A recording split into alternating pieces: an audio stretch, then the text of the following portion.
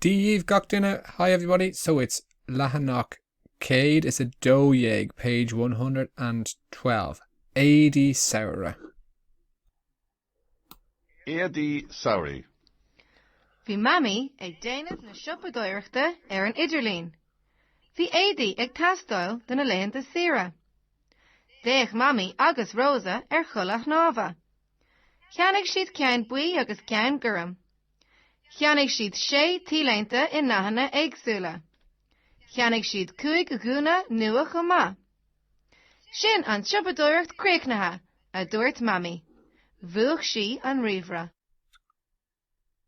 Okay, so Éadaí Samhraidh are summer clothes. So bhí mommy ag déanamh siopadóireachta an Idirlín. Mommy was ag déanamh doing the shopping on the Idirlín. The Idirlín is the internet. Bhí Éadaí ag tastal dona leitheanta saoire. So clothes were ag tastal. Clothes were needed. Clothes were wanted for the leitheanta saoire, for the days off, the summer, the holidays, okay? Déach mommy agus Rosa cúlaí snáva. Mommy and Rosa, Déach, looked at cúlaí snáva. Now these are cúlaí snáva here. Swimming trunks, swimming gear, swimming togs. Ceannaigh siad ceann buí agus ceann gurm. Ceannaigh siad is they bought one yellow and one gurm, one blue. Ceannaigh siad tíleanse in nachana éagsúla. So they bought tíleanse, t-shirts in different éagsúla, in various different colours, dahana colours.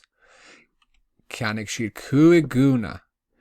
They bought 5 dresses, new dresses, comma also.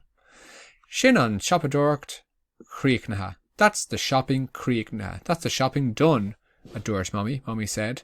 Bhuach sí an rivra. Now she turned off the computer. Ceistena. Ceiste héan.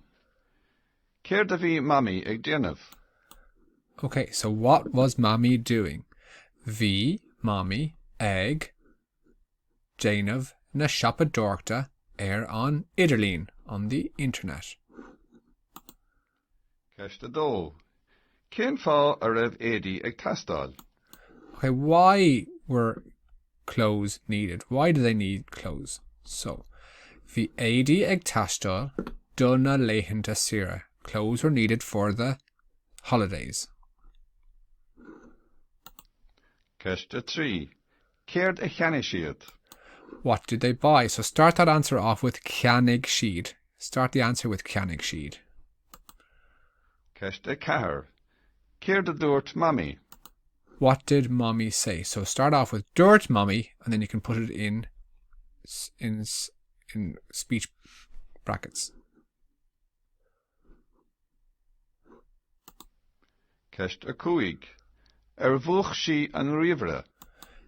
Did she turn off the computer? And the answer to that is bhuach sí. So M-H-U-C-H. Bhuach sí an rivra. Well done, everyone.